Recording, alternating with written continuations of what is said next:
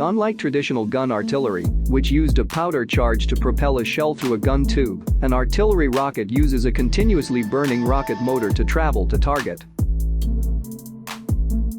Hello everyone and welcome back again to US Defense. Before watching the video, please subscribe the channel.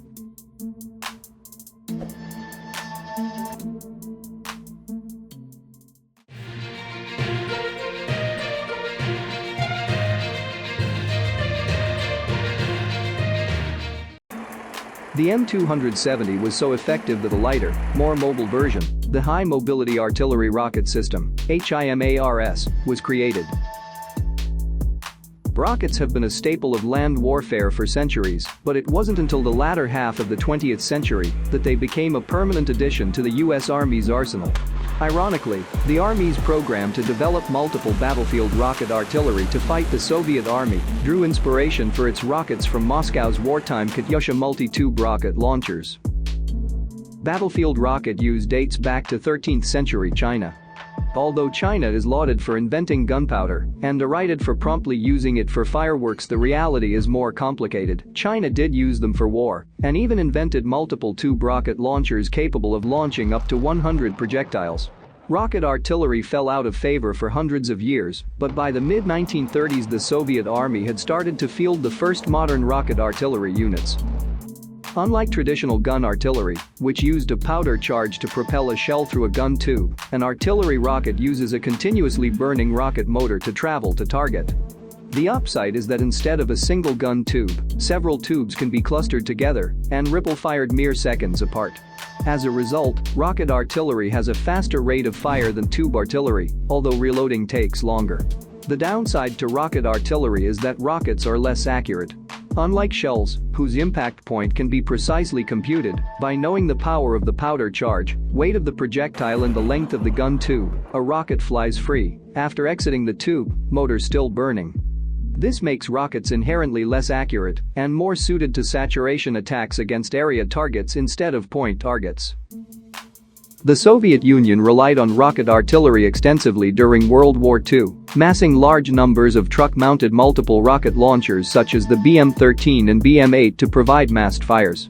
Rocket artillery was extremely easy to manufacture, a critical issue when Soviet manufacturing was struggling to keep up with the war. A BM-13-16 was simply a collection of bracketed steel tubes mounted on a truck, often a Lend-Lease Studebaker, and the resulting vehicle could hurl 16 11-pound high explosive warheads a distance of 7.3 miles. What Soviet rocket units lacked in accuracy they made up with in the ability to saturate a target area, and the scream of a BM-13 launcher releasing a salvo of rockets was unearthly. During the early 1970s, the US Army refocused from Vietnam to a land war in Europe. As a result, it looked to revamp its artillery capabilities with an emphasis on striking deep behind enemy lines. The result was the M270 Multiple Launch Rocket System, or MLRS. The M270 packs 12 227mm rockets into the box launcher and can fire all 12 rounds in less than 40 seconds. The M270 is based on the chassis of the M2 Bradley infantry fighting vehicle. Tracked and highly mobile, it is designed to move into position, fire, and be ready to move to a new firing position in 5 minutes or less. This shoot-and-scoot tactic minimizes exposure to enemy counter-battery fire, a tactic that uses radar and other techniques to track back enemy rockets and shells in mid-air, determine the location of the enemy artillery units, and destroy them before they can displace to a new firing position. Unlike other artillery units, the M270 isn't designed for direct support of ground troops. Rather, MLRS units concentrate on medium to long-distance threats. Instead of attacking an enemy mechanized regiment on the move, MLRS units engage targets far behind enemy lines such as unit assembly areas, fuel and ammunition depots, and headquarters units. MLRS rocket fire is also ideal for friendly counter-battery fire missions.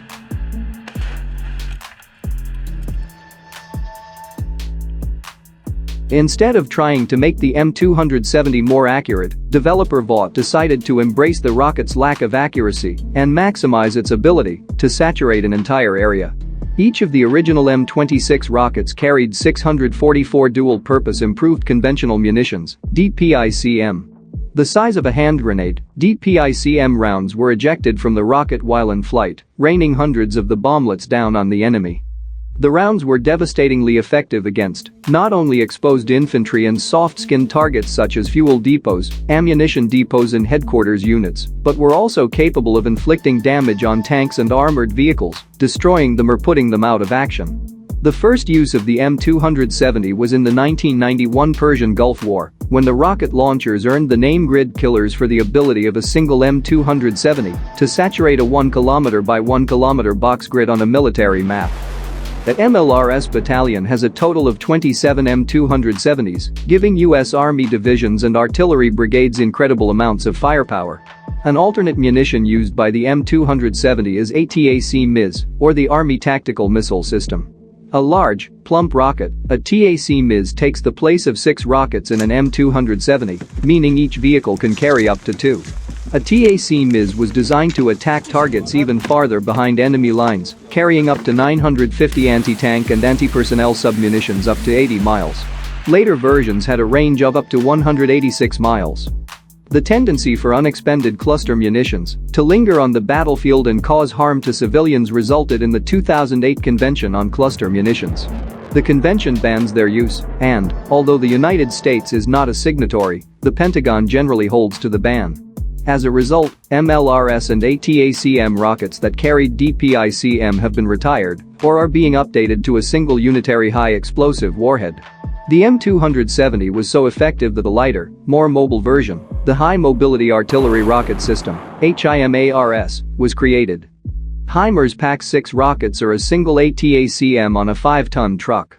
HIMARS has seen action in Afghanistan against the Taliban and Iraq against the Islamic State.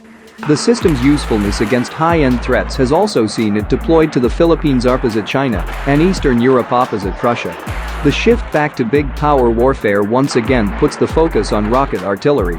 As the U.S. Army reorients back towards fighting conventional armies again, massed fires will be back in vogue. TACM rockets are even getting the ability to engage moving ships at sea. New, improved rockets with GPS guidance can now destroy point targets. While rocket artillery likely won't replace gun artillery anytime soon, the versatility and now accuracy that rockets offer will make them critical capabilities for decades to come. Thanks for watching. Don't forget to like, comment and subscribe the channel. See you on the next videos.